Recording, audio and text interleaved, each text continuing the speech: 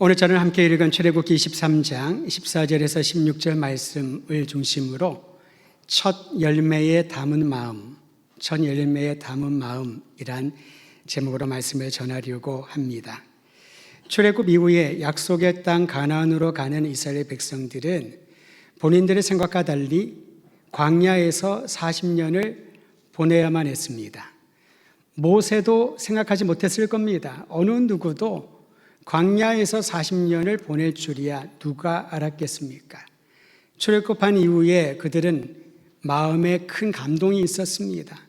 홍해를 건너면서 또 홍해가 다시 닫혀지고 자신들을 쫓던 바로의 정병들이 수장되는 모습을 보면서 여호와 하나님이 정말 우리를 구원하시는구나, 이제는 좋은 일만 있겠다라고 기대하지 않았을까요? 그런데 그들에게 펼쳐진 것은 광야였고 기간은 40년이었습니다. 간혹 여러분 캠핑 좋아하는 분들이 있지요. 그런데 1년에 한 10번, 한 달에 한두 번 정도 아무리 좋아해도 그게 재미있는 것이지 1년 내내 텐트 치고 살라, 그것도 들판에서 40년을 그렇게 산다면 천막만 보더라도 아주 몸소리가 칠 것 같아요. 40년의 광야 생활을 하나님께서는 보내게 하셨습니다. 왜 그러셨을까요? 그들이 마음에 안 들어서요? 아니면 하나님의 뜻에 부합하지 않아서 정신 바짝 차리게 하려고 징벌의 예로 40년을 살게 하셨을까요? 전혀 그렇지 않았습니다. 광야 40년 생활은 이스라엘 백성들에게는 참으로 필요한 훈련의 시간이었습니다. 하나님이 그들을 훈련시켰던 주제는 두 가지로 집약될 수 있습니다. 하나는 순종의 훈련입니다. 다른 하나는 예배의 훈련을 시키셨습니다. 순종과 예배 훈련은 이론보다도 실천에 더 비중을 둡니다. 예를 들면 예배가 중요하다, 모르는 사람 어디 있겠습니까? 주의를 거룩하게 지켜야지, 모르는 사람 어디에 있겠습니까? 내가 예수님의 구주를 영접했다면 그의 부합한 생활 방식을 따라 살아야지, 복음을 전해야지, 하나님 더 사랑해야지, 모르는 사람 어디에 있겠습니까? 하나님의 뜻에 순종해야지, 누구나 다 알고 있습니다마는 이론에 머물러 있다면, 실천하지 않는다면 그것은 제대로 훈련을 받았다고 볼 수가 없는 거죠. 그 40년 동안 순종의 훈련과 예배의 훈련을 하나님이 시켰던 겁니다. 순종은요, 하나님과 올바른 관계가 전제되어야 유지될 수 있습니다. 하나님이 나의 아버지시고 내가 하나님의 자녀라면 하나님 말씀 듣는 거 당연한 일 아닐까요? 내가 하나님을 모르는데 여호와 하나님이라고 일컫는 분이 나타나서 명하신들 그걸 따를 이유가 없는 거지요. 나와 상관이 없는데 누가 순종할 수 있을까요? 하나님과 올바른 관계에 서 있어야 순종하게 됩니다. 누가 하나님의 말씀대로 살 수 있을까요? 하나님과 온전한 관계가, 친밀한 관계가 깊어져야 하나님의 말씀을 들으면은 마치 꿀처럼 달고 아이스크림처럼 달콤하고 그 말씀을 따르고 싶은 생각이, 그리고 행동으로 나타나게 되는 겁니다. 하나님께서는 10계명, 곧 10가지 계명을 주셔서 순종을 훈련시켰던 거죠.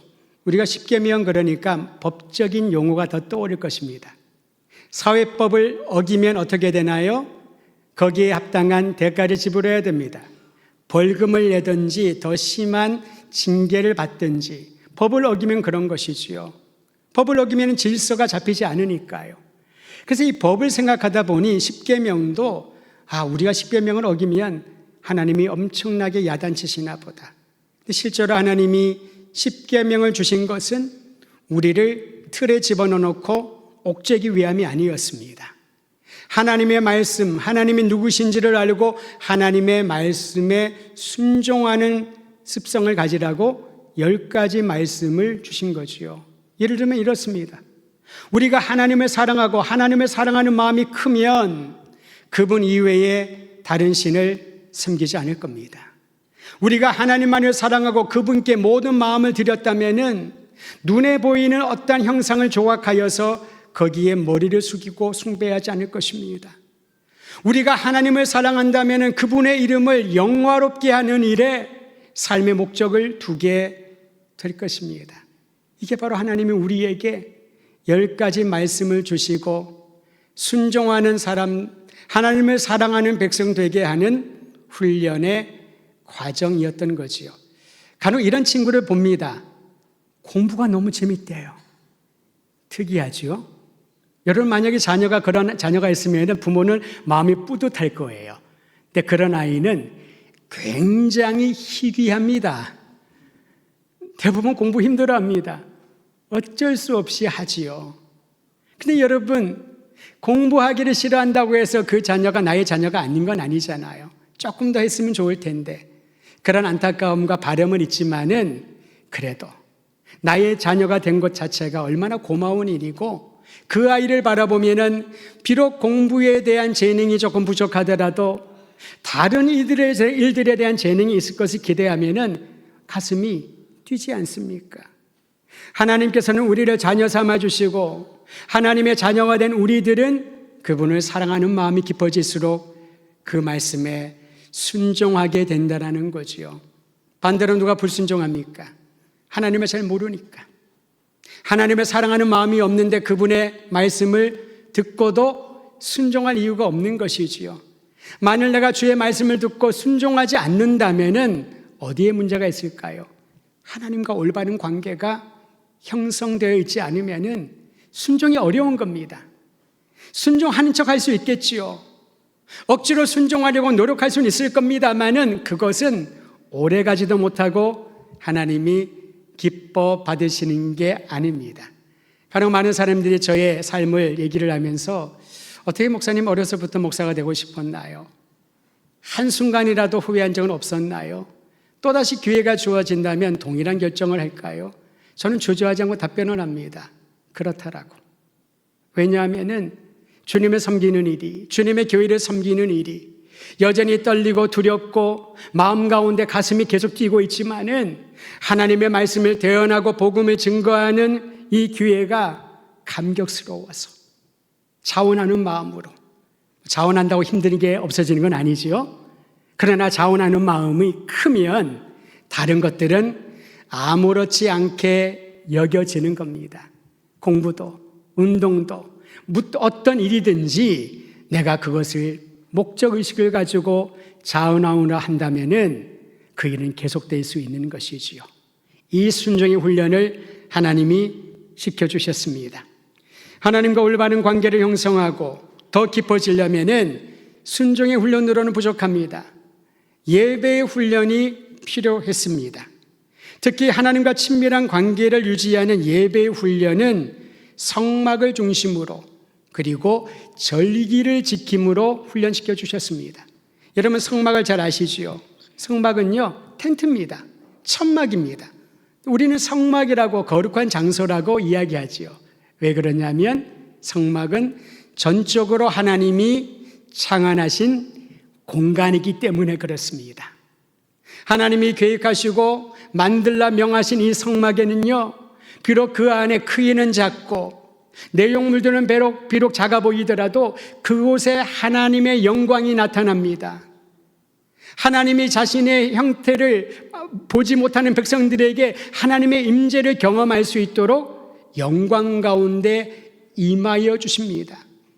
성막을 다 건립하고 난 이후에 이스라엘 백성들이 보였을 때 그들은 성막 위에 임한 하나님의 영광을 보게 됩니다. 그것을 성경은 쉐키나라고 말합니다.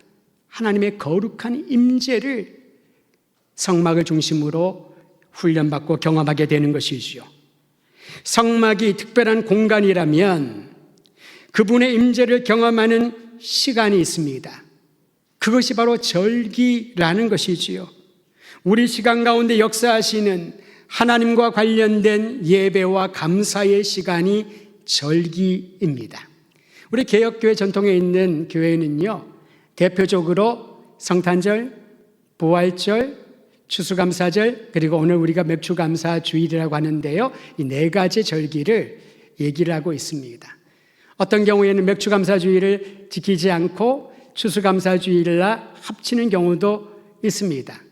어쨌든 여러분, 이 절기는요, 우리의 시간 가운데 관여하시고 우리에게 베풀어 주신 하나님을 향한 감사의 행동과 표현이 절기라는 것이지요.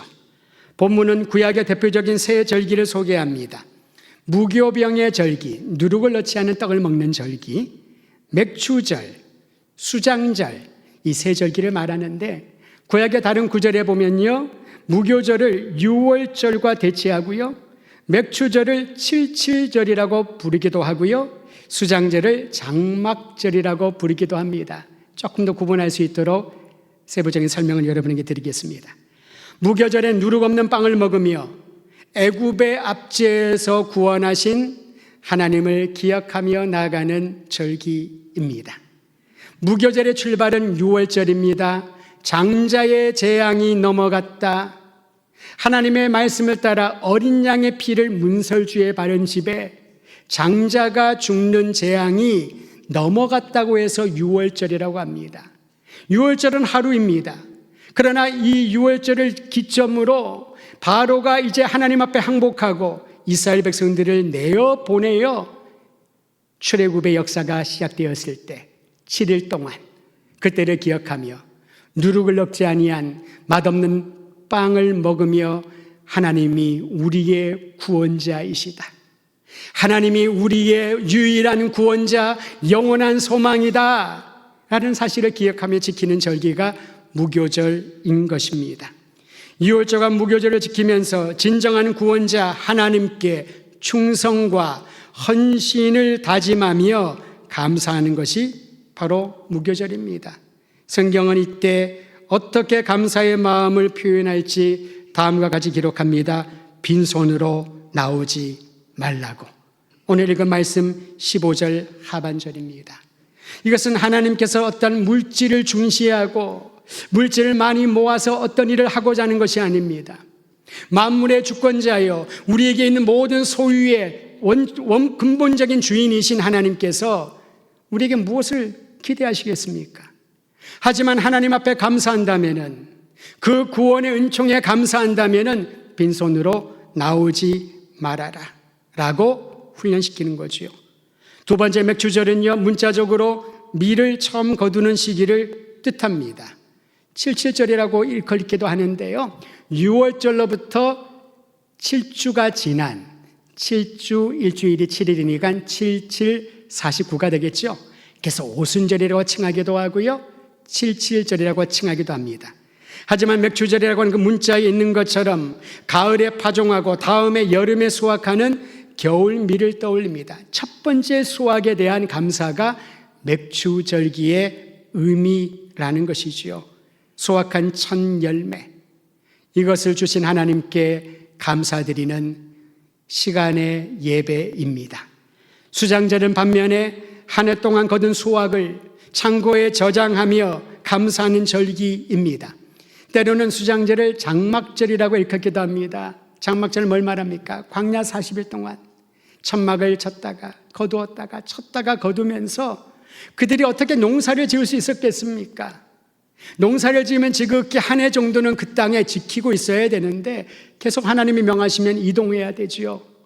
그렇게 장막을 치면서 이동했던 그들에게 놀랍게도 연말에 보니 창고에 넣을 수 있는 수확물을 허락해 주셨다는 것이지요. 그래서 하나님께 드리는 감사의 절기가 수장절입니다. 그런데 여러분, 현대인들에게 구약에 기록된 유대인의 3대 절기가 왜 중요한가? 왜 그걸 알아야 될까라고 질문할 수 있을 것입니다. 왜냐하면 여러분, 이 절기를 통하여서 하나님께서 우리에게 베풀어 주신 신앙의 핵심을 배울 수 있기 때문에 그렇지요. 하나님이 베풀어 주신 은혜에 대한 감사의 삶이 신앙의 본분인 줄을 믿으시기를 바랍니다. 신앙의 본분이 뭘까요? 하나님이 나에게 주신 구원의 은총, 하나님이 나에게 주신 먹을 것과 입을 것과 나에게 주신 일터와 또는 지금은 힘들고 어려워도 나에게 생명 주심에 대한 감사가 바로 신앙의 본분이라고 할 수 있을 것입니다. 이 은혜에 대한 감사는요, 모든 시제를 포함합니다. 새 절기는 과거에 행하신 하나님의 은혜와 지금 나에게 보여주신 주님의 은총과 앞으로 주님이 허락하여 주실 또 다른 주님의 은혜를 기대하는 신앙을 가지게 합니다. 예를 들면 다음과 같습니다. 억압당한 이들을 구원하신 하나님께 감사를 드리는, 이게 바로 무교절이지요. 비록 미약하지만 지금 내 손에 열매를 맺게 하신 하나님께 첫 열매를 드리며 감사하는 것, 이것이 바로 지금의 시간 맥추절기의 의미입니다. 앞으로 풍요로운 수확을 허락하실 하나님께 미리 감사하는 것, 미래에 일어날 이 일에 대한 감사가 바로 수장절의 의미라고 할 수 있습니다. 사랑하는 성도 여러분, 무슨 일을 당하든지 어떤 상황 가운데 있든지 내가 과거, 현재, 미래를 바라보면서 이 모든 이들을 이끌어 가시는 나의 시간 가운데 관여하시어 인도하시는 하나님 바라보면서 주님 앞에 진실된 마음으로 감사 또 감사드리기를 주의 이름으로 축원드립니다. 특히 맥추절을 지키라라는 명령에서 첫 열매에 대한 감사가 눈에 띕니다. 23장 16절 상반절 제가 한번 읽어드리겠습니다. 맥추절을 지키라. 이는 네가 수고하여 밭에 뿌린 것의 첫 열매를 거둠이니라. 잠언 말씀에도 이 첫 열매와 관련된 내용이 기록되어 있습니다. 잠언 3장 9절 내 재물과 내 소산물의 처음 익은 열매로 여호와를 공경하라. 여러분 다시 한번 보셔요. 첫 열매와 함께 자신의 재물을 드려 하나님을 공경하라. 그래서 공경하라고 하는 말의 뜻은 영화롭게 하라, 하나님을 영예롭게 하라라는 뜻입니다. 그 재물에, 특히 그 모든 것의 첫 열매에 하나님을 향한 공경과 영광의 마음을 담아서 드리라 라는 것이지요. 보물 있는 곳에, 재물 있는 곳에 나의 마음이 있다고 하지 않습니까? 내가 하나님 앞에 예물을 드릴 때, 나의 시간을 드릴 때, 나의 인생을 하나님께 드릴 때 어떤 마음을 담는가에 따라서 그 예물과 그 시간과 그 사람의 인생을 통하여 하나님이 영화롭게 된다는 것을 여러분 잊지 마시기를 바랍니다. 어떤 사회 초년생이 월급을 받았습니다. 요즘도 월급 받으면은 부모님들 내복 사드리나요? 더울 때 내복을 안 입는데 모르겠습니다. 뭐 그런 얘기를 들은 적이 있어요. 부모님들에게, 사랑하는 분들에게 선물을 하고 또 자기를 위해서 뭐 쓰고 싶었겠죠. 제가 들은 얘기입니다. 어떤 사회 초년생이 첫 월급을 받고 주저하지 않고 이 맥추절기의 의미를 그대로 이행했던 것 같습니다. 이 첫 열매는 하나님께 드리고 싶다. 여러분, 이것은 그리 쉬운 일이 아닙니다. 물론 그렇다고 해서 너는 정말 잘했다 칭찬받으려고 한 일도 아니고요. 그렇지 않다고 해서 너는 왜 그렇게 못하냐고 비교할 그런 일이 아닙니다. 그 사람에게 있어서는 하나님과의 관계에서 나에게 일터를 주시고 건강을 주시고 첫 월급을 주시고 이것은 다른 데 쓰지 않고 하나님께 온전히 드리겠습니다. 그 뒤로도 하나님께 예물을 드리는 것에 대하여 진지하게 고민하지 않고 드리는 거죠. 이와 관련된 아주 재미난 얘기도 들었습니다. 요즘 젊은이들이 예물에 대해서 별로 생각을 안 하잖아요. 부모님에게 끼어가기도 하고 또 마음대로 그렇게 생각할 수 있지 않습니까? 쉽지 않다라고 합니다. 근데 여러분, 희망을 보게 됩니다. 어떤 젊은이들이 이런 얘기 가지고 주제로 논쟁을 했대요. 11조를 둘 다 드리는데 이 11조를 새 전으로 드릴 것인가 새 후로 드릴 것인가. 어떤 친구는요, 그대로 본인이 받는 그 연봉의 10분의 1을 하나님께 예물로 드립니다. 근데 딴 친구는 나는 그렇게까지 못 드리는데 넌 어떻게 드리니? 세금을 다 제하고 나한테 들어오는 그 금액의 10분의 1을 드려. 둘 다 귀한 일이지요. 하나님께 10분의 1을 구별하여 드린다는 귀한데 그것 가지고 본인들이 논쟁을 하고 얘기하는 걸 보면서 어떤 마음이 들었냐면, 저들은 어디서 저런 마음을 배웠을까? 저런 마음이 어떻게 생겼을까? 누가 강요한다고 될 일이 아닙니다. 왜냐하면 요즘 얼마나 경제적으로 어렵습니까? 젊은이들이 얼마나 쓸 것이 많습니까? 굉장히 힘들고 최선을 다하는 우리 젊은이들을 보면은 지금은 좀 참아주자, 지금은 내버려두자, 언젠가 괜찮겠지. 근데 우리의 습성은요, 시작이 중요합니다. 어떻게 시작을 하느냐에 따라서, 그 시작에 따라서 남은 생애는 그대로 이어지겠지만, 첫 출발이 합리화하고 스스로 타협하기 시작을 하면은 중간에 바꾸는 것은 더 힘든 결정과 고민이 될 거라는 거지요. 저는 그 얘기를 전해드리면서 마음 가운데 감사가 생겼습니다. 하나님, 우리의 관심은 예물이라면 하나님의 관심은 그 예물에 담은 그 사람의 마음 아니겠습니까? 내가 시간을 들여 하나님 앞에 헌신을 할 수가 있고요, 나의 재능을 들여 하나님께 감사드릴 수가 있고요, 내가 지금 수익이 없는데도 그 작은 예물을 어떻게 하나님 앞에 표현할까, 그 드리는 마음을 보면 우리 주님이 얼마나 기뻐하실까. 맥주절 첫 열매로 하나님께 감사하라. 어쩌면 첫 열매는 최상품이 아닐 수 있습니다. 보자기가 없을 수가 있어요. 나중에 하나님 최상품이 나오면은 더 좋은 품종이 개발되어서 더 아름다운 예물을 제가 드릴게요, 그런 결정을 했을 수 있습니다. 그런데 하나님이 보시는 것은 외관이 아니라 우리의 마음이라는 겁니다. 그러면 첫 열매에 어떤 마음을 담을까요? 무엇보다도 만물의 주권자이신 하나님을 전적으로 신뢰하는 믿음의 마음을 담아야 합니다. 내 삶의 주인이신 하나님의 계획을 기대하는 소망의 마음을 담고 드리시길 바랍니다. 하나님께 소망을 둔 사람은 염려와 걱정을 찾아보기 어려울 겁니다. 또한 내가 얻은 열매는 하나님이 주셨으니 하나님의 거룩한 목적을 위하여 사용되기를 간구하며 결단하는 헌신의 마음을 담아야 할 것입니다. 오늘 예배를 드리며 주님이 초청해 주신 성찬에 참여하는 성도 여러분, 우리 주 예수께서는 우리를 살리겠다는 그 구원의 은총을 이루시기 위하여 우리의 자격이나 우리의 됨됨이나 우리의 상황을 살피지 않으셨습니다.